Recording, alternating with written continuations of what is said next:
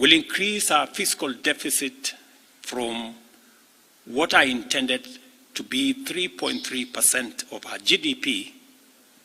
It will now go up to 4.6% of GDP, still lower than last year, and will be used to fund some of our critical government services. We will use the money that we will borrow to protect funding for some of the critical areas that the people of Kenya have asked me to protect.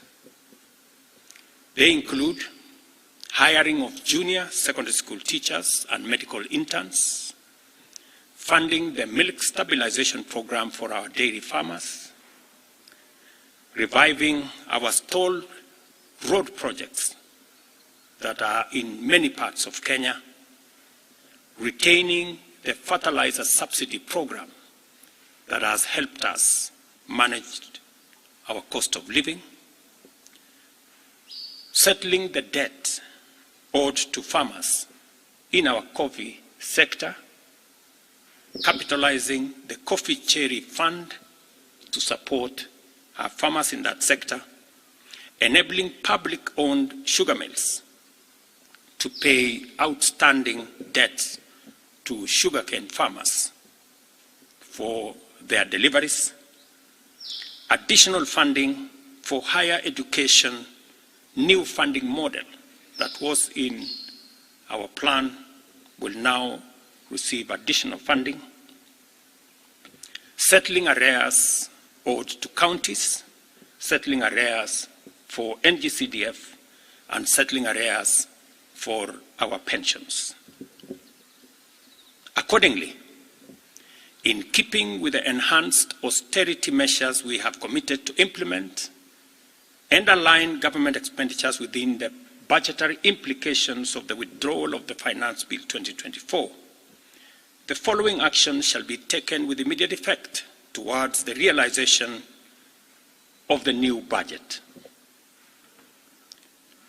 47 state corporations with overlapping and duplicating functions will be dissolved, resulting in the elimination of their operational and maintenance costs, and their functions will be integrated into the respective line ministries.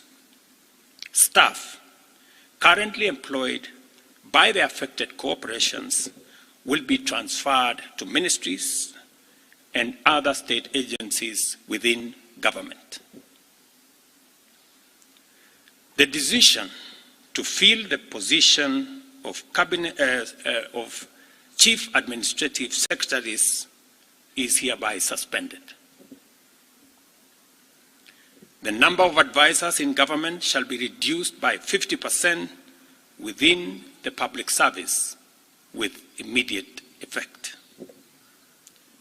Budget lines providing for the operations of the Office of the First Lady, the spouse of the Deputy President, and the Prime Cabinet Secretary will be removed.